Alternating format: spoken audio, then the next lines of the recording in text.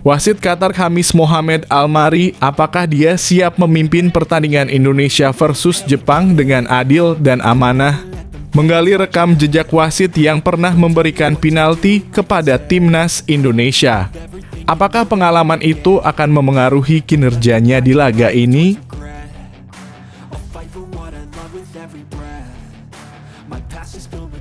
Gemilang di lapangan, rapot mengagumkan penyerang timnas Indonesia melawan Jepang dan Arab Saudi. Siapa saja yang bersinar dan mencetak gol penting? Temukan statistik mengejutkan dan momen-momen krusial yang membawa tim kita ke puncak performa.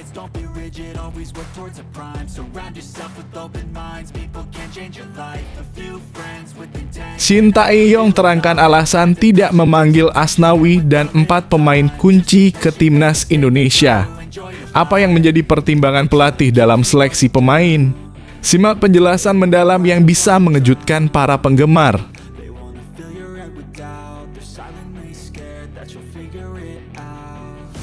Di balik layar, ritual unik pemain timnas Indonesia sebelum menghadapi lawan. Temukan kebiasaan aneh dan menarik yang dilakukan pemain timnas sebelum mereka melangkah ke lapangan. Apa yang sebenarnya terjadi di ruang ganti? Simak cerita mengejutkan dari para bintang sepak bola kita.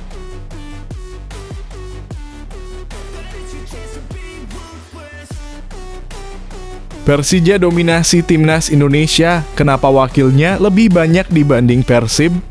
Mengungkap fakta mengejutkan di balik pemilihan pemain. Apa yang membuat Persija lebih menonjol dalam hal kontribusi pemain ke timnas?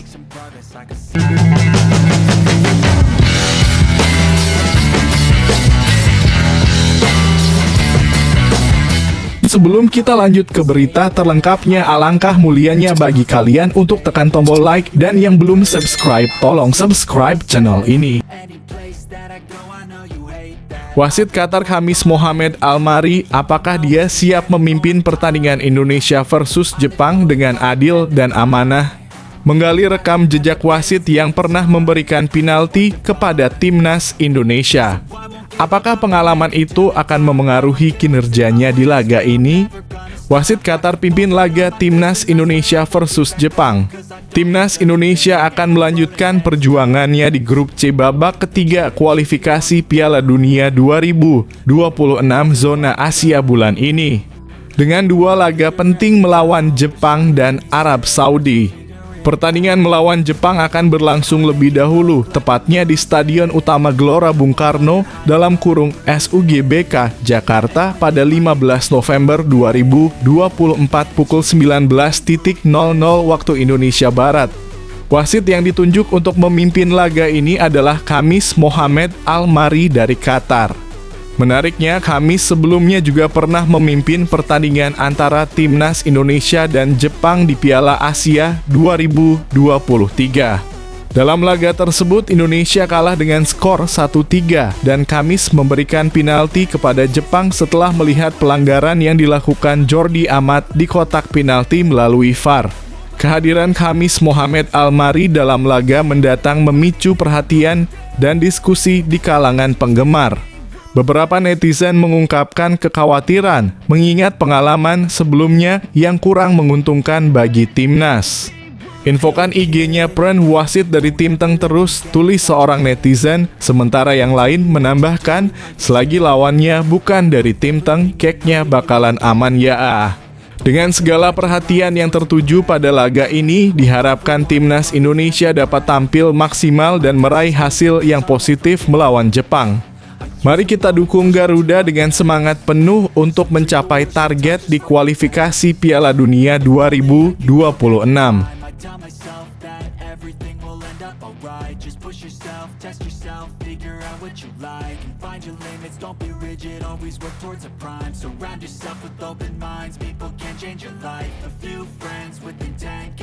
Feel alive, find a passion, take some action, and with a little time, just be patient, make a statement, try to enjoy your life.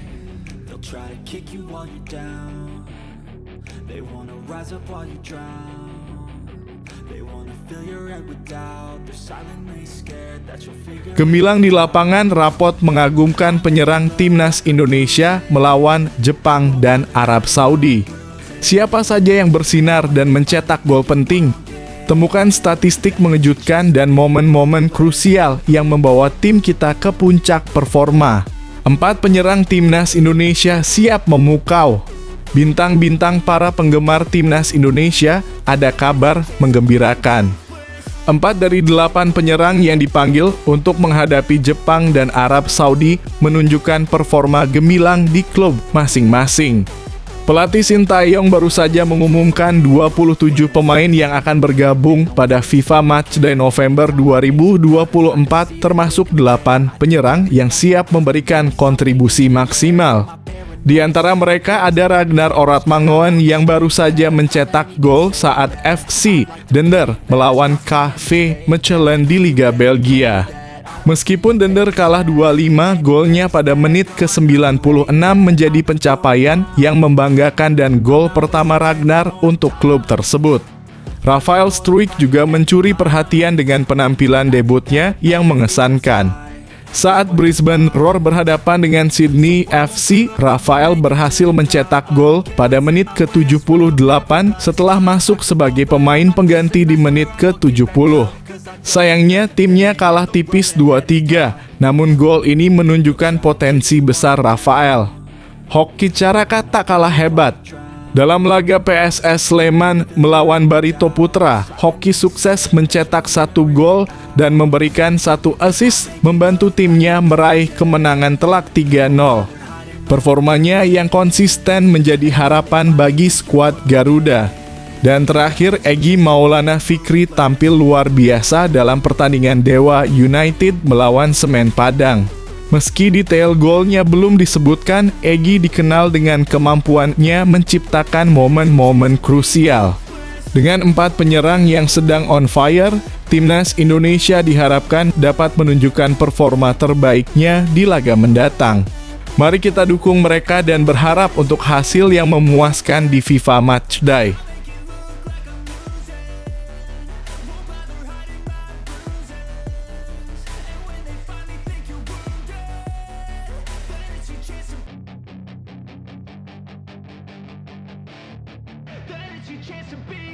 Hey kid, don't ever let them get inside your head. They'll tell you what to do in life instead of everything you know that you could get. Don't let them guide your life towards regret. I'll fight for what I love with every breath. Sintayong terangkan alasan tidak memanggil Asnawi dan 4 pemain kunci ke timnas Indonesia. Apa yang menjadi pertimbangan pelatih dalam seleksi pemain? Simak penjelasan mendalam yang bisa mengejutkan para penggemar. Sintayong umumkan pemain yang tidak dipanggil ke timnas Indonesia. Pelatih timnas Indonesia, Sintayong, akhirnya memberikan penjelasan mengenai tidak dipanggilnya Asnawi Mangkualam dan 4 pemain lainnya untuk skuad Garuda. Menurutnya, kelima pemain tersebut mengalami cedera sehingga ia tidak ingin memaksakan mereka untuk bermain. Sebelumnya, Sintayong telah mengumumkan 27 pemain yang akan berlaga melawan Jepang pada 15 November dan Arab Saudi pada 19 November. Dalam daftar tersebut hanya terdapat perubahan pada 5 pemain yang sebelumnya dipanggil untuk melawan Bahrain dan Cina. Kelima pemain yang dicoret adalah Asnawi Mangkualam, Hernando Ari, Wahyu Prasetyo, Malik Rizaldi, dan Dimas Drajat. Shin menjelaskan bahwa semua pemain ini mengalami cedera saat membela klub masing-masing. Asnawi mengalami cedera hamstring, Wahyu ada robekan di betis, dan Malik juga mengalami cedera yang sama, ungkap Sintayong kepada media di FX Sudirman, Jakarta Pusat, pada Sabtu 2 November 2024. Dimas Drajat juga mengalami cedera saat memperkuat Persib Bandung. Sebagai pengganti, Shin memanggil Yakob Sayuri, Yance Sayuri, Muhammad Riyandi, Ramadan Sananta, dan Justin Hubner untuk memperkuat tim. Para pemain timnas Indonesia diharapkan berkumpul di Jakarta pada 10 November 2024. Dengan cedera ini, kami sudah menyampaikan informasi kepada dokter tim dan tidak memasukkan mereka dalam daftar, kata Shin menutup penjelasannya.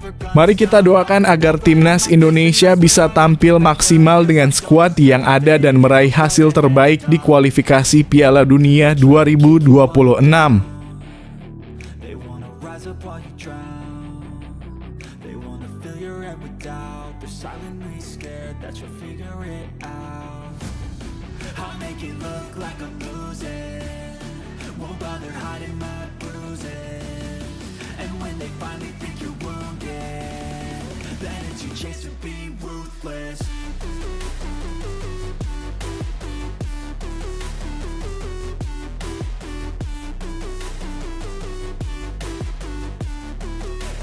Di balik layar, ritual unik pemain timnas Indonesia sebelum menghadapi lawan. Temukan kebiasaan aneh dan menarik yang dilakukan pemain timnas sebelum mereka melangkah ke lapangan. Apa yang sebenarnya terjadi di ruang ganti? Simak cerita mengejutkan dari para bintang sepak bola kita. Kabar gembira untuk penggemar timnas Indonesia. Bintang-bintang gelandang muda timnas U20 Indonesia, Vigo Dennis, baru saja merasakan pengalaman berharga setelah tampil di kualifikasi Piala Asia U20 2025. Di bawah pelatih Indra Syafri, Garuda Nusantara berhasil lolos ke babak berikutnya dan akan berangkat ke Cina pada bulan Februari tahun depan. Vigo yang berasal dari PSIM Yogyakarta mengungkapkan bahwa selama masa persiapan, ia banyak belajar dari para pemain senior timnas Indonesia. Meskipun tidak selalu berkomunikasi langsung, ia mendapatkan banyak informasi berharga dari tim medis, khususnya dari Armin Suhaidi. Vigo sangat terinspirasi oleh kebiasaan positif yang ditunjukkan oleh para seniornya, yang menurutnya sangat penting untuk ditiru, terutama oleh pemain muda seperti dirinya. Saya sering berbincang dengan Bang Armin dan menanyakan tentang kebiasaan pemain timnas senior. Mereka memiliki pola yang sangat baik, ujar Vigo. Ia menjelaskan bahwa para pemain senior selalu mempersiapkan diri dengan serius sebelum bertanding. Di pagi hari mereka melakukan latihan fisik mandiri di gym untuk memastikan kondisi tubuh siap tempur dan menghindari cedera. Vigo menambahkan bahwa pemanasan sebelum pertandingan adalah ritual penting yang biasanya dilakukan pada malam hari. Mereka memiliki rutinitas yang ketat mulai dari latihan pagi hingga pemanasan sore atau malam hari, jelasnya. Selain itu, Vigo menyoroti disiplin yang tinggi dari pemain senior dalam menjaga kebugaran, pola makan, dan istirahat yang cukup. Dengan adanya dokter kelas dunia seperti Choi Ju-yang dalam skuad, para pemain semakin didorong untuk menjaga kondisi tubuh mereka dengan baik. Semua kebiasaan ini sudah mereka terapkan sejak lama dan sangat positif untuk kami ikuti, tutupnya. Dengan semangat yang tinggi dan pembelajaran yang mendalam dari para senior, Vigo dan timnas U20 Indonesia siap menunjukkan performa terbaik di kualifikasi mendatang. Mari kita dukung mereka dengan harapan penuh menuju kesuksesan di Piala Asia U20.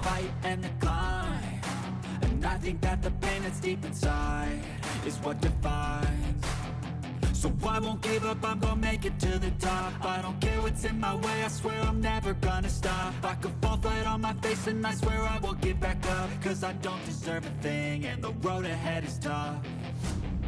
They'll try to kick you while you're down. They wanna rise up while you drown. They wanna fill your head with doubt. They're silently scared that you'll figure it out. I'll make it look like I'm losing. Won't bother hiding my bruises. And when they finally think you're wounded, then it's your chance to be ruthless. Then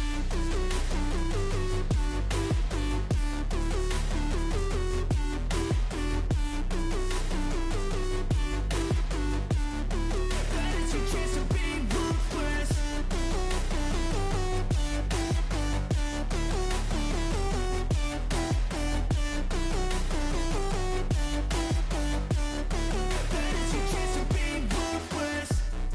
I'll make it look like I'm losing. Won't bother hiding.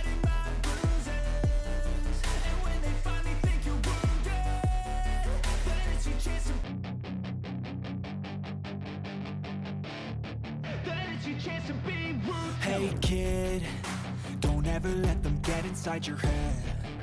They'll tell you what to do in life instead of everything you know that you could get. Don't let them guide your life towards regret. I'll fight for what I love with every breath.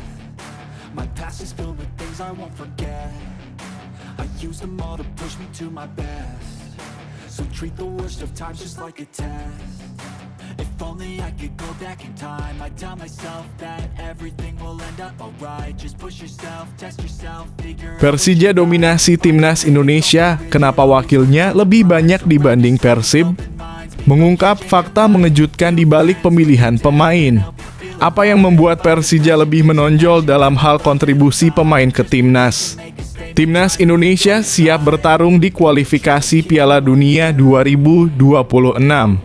Pelatih Sintayong telah mengumumkan 27 pemain yang akan memperkuat timnas Indonesia pada putaran ketiga kualifikasi Piala Dunia 2026 zona Asia.